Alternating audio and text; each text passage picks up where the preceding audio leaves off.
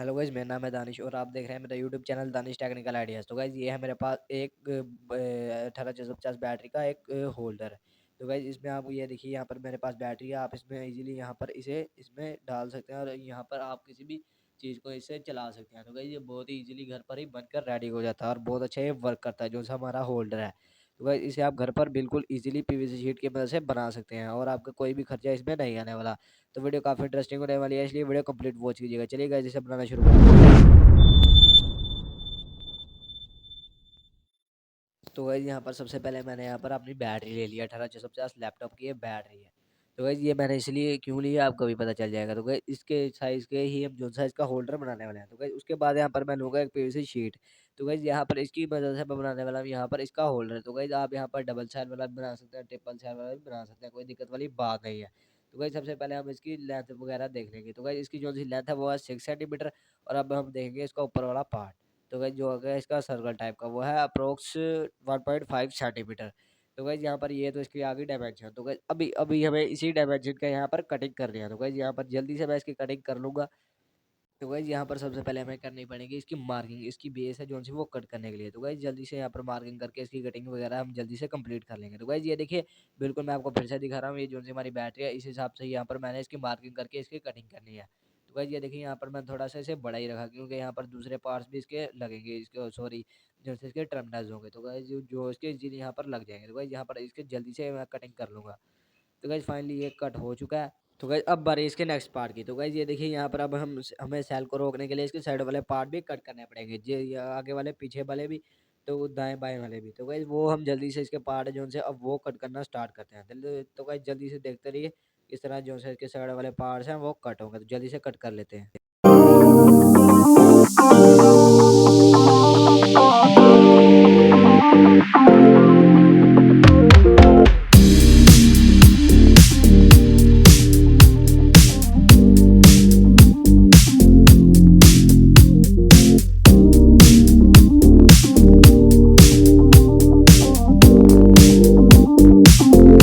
हाँ, तो गाइस जैसा कि आपने देख लिया कि हमने इसकी कटिंग वगैरह कंप्लीट कर लिया है। तो गाइस अब बारी है इसकी बॉडी बनाने के लिए, इसे असेंबल करने की। तो गाइस ये 2 पीस अलहदा है, ये 2 पीस अलहदा है और ये 1 पीस अलहदा है। तो गाइस जो इनकी डायमेंशन यहाँ पर मैं आपको शो कर दूँगा। जो सा इसका बेस है उसकी जो सी डायमेंशन है, जो सा इसकी चौड़ाई 2 सेंटीमीटर, जो सी इसकी लंबाई है वो अप्रॉक्स 7 सेंटीमीटर। तो गाइस ये लीजिए, यहाँ पर ये सिर्फ सिंगल ही पीस है क्योंकि ये नीचे वाला पीस है। तो गाइस ये है सेकंड वाले पीस और इसकी अप्रॉक्स जो सी चौड़ाई है वो है 1.5 सेंटीमीटर और जो से इसकी लंबाई है वो अप्रोक्स 6.5 सेंटीमीटर। तो गाइस यहाँ पर इसके भी 2 पीस है और ये जो से साइड वाला पीस है इसकी अप्रोक्स जो सी लंबाई है वो है 2 सेंटीमीटर और जो से इसकी चौड़ाई है वो है 1.5 सेंटीमीटर। तो गाइस इस तरह के भी मैंने जो से 2 पीस यहाँ पर कट किए हैं। तो गाइस इनकी जो सी डायमेंशन है यहाँ पर थोड़ी सी गड़बड़ है, ये थोड़े से बड़े पीस कट होंगे। तो गाइस जल्दी से मैंने छोटे पीसों में कन्वर्ट कर लेता हूँ।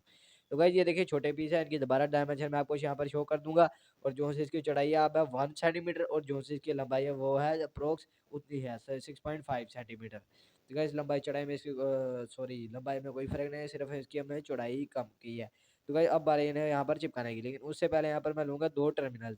तो गाइस ये क्यों ले रहा हूँ? ताकि इसमें हम कोई भी सेल वगैरह होल्ड कर सकें इज़िली, बैटरी वगैरह। तो गाइस इसे आप घर पर भी बना सकते हैं, कोई दिक्कत वाली बात नहीं है।